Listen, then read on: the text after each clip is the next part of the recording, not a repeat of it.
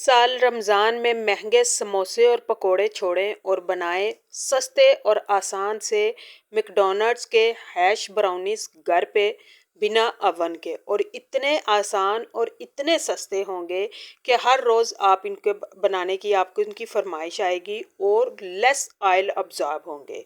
Video के साथ and तक रहिएगा और देखिएगा जब हम इनकी फ्राइंग करेंगे तो जितना ऑयल हमने फ्राइंग के स्टार्ट पे डाला था उतना ही एंड तक पैन में मौजूद होगा, यानी ये अपने अंदर ऑयल को बहुत ही कम एब्जॉर्ब करेंगे और उसके साथ साथ कई गुना ज़्यादा समोसे और पकोड़ों से क्रिस्पी बनेंगे और जायके में भी लाजवाब होंगे। और सिर्फ दो इंग्रेडिएंट्स का यूज़ किया जाएगा और समोसा और पकोड़ा खाने के बाद जो स्टमक में भारीपन फील होता है, खट्टी डकारें आती हैं या मैदा बोझल हो जाता है, तो ये वाले हैश ब्राउनीज खाने के बाद आपको ऐसी कोई प्रॉब्लम नहीं होगी।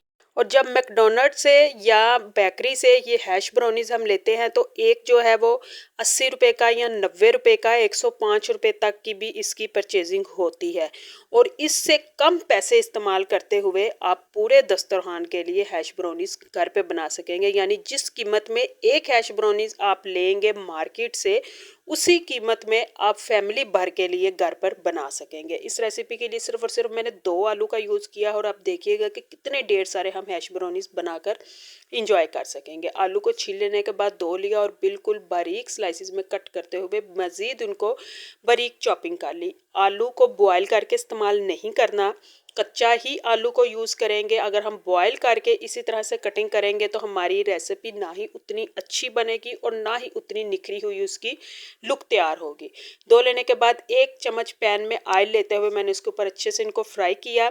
जब तमाम आलू जो हैं वो ऑयली हो गए तो उनको ऊपर से ढाँप दिया ताकि स्टीम पे आलू गले। हम इनको फ्राइंग में नहीं गलाएंगे बल्कि स्टीम पे आलू को गलाएंगे और जो चीज़ स्टीम पे गल के तैयार होती है आप जानते हैं उसका जायका लाजवाब होता है। एक दफ़ा मैंने इसकी साइडों को चेंज किया, चुटकी बार नमक को डाला और फिर से इसको स्टीम पे रख दिया क्योंकि इसको मज़ीद थोड़ी सी टाइमिंग की ज़रूरत थी। जैसे ही मज़ीद आलू बिल्कुल गल के तो मैं इनको एक दूसरे बर्तन में कन्वर्ट करूँगी। आप पैन में चाहें तो पैन में भी रहने दें, लेकिन फिर थोड़ा सा पैन का ठंडा होने का ये वेट कीजिएगा और हम दूसरे बर्तन में डाल लें तो फिर जल्दी से बना सकेंगे। इसके लिए मैंने डाला है 1 चम्मच भर के कॉर्नफ्लोर का और 1 ही चम्मच मैंने इसमें डाला है मैदे का और नमक हम पहले डाल चुके हैं। बस जो ओरिजिनल मैकडॉनल्ड्स की हैश ब्राउनीज हैं उनमें भी सिर्फ और सिर्फ नमक को यूज़ किया गया होता है और यही वजह होती है कि उन आलूओं की तैयारी के लिए उन आलूओं को स्टीम पे गलाया गया होता है, ना कि बॉयल किया गया होता है। और इतने आसान और इतनी जल्दी बन जाएंगे कि आपके बच्चे भी अगर किचन में साथ हेल्प करवा रहे हैं तो आप झटपट से बच्चा भी ये जो है इनको बना के तैयार कर सकता है। जैसे ही हमने कॉर्नफ्लोर और मैदा डाला था तो बहुत ज़्यादा आलू खुश्क हो गए क्योंकि हमने इसमें पानी का यूज़ नहीं किया। तो 2 से 3 छींटे 2 दफ़ा मैंने लिए ताकि अच्छी सी हमारी डो तैयार हो जाए और हम इसको बेल सकें और बेलने के बाद फिर हम इसको हैश ब्राउनीज की शेप में कटिंग कर सकें। और वो तभी मुमकिन होगा जब हमारी डो जो है वो फाइन सी तैयार होगी। और फाइन सी डो के लिए हमें इसको में थोड़ा सा पानी का छींटा यूज़ करना पड़ेगा।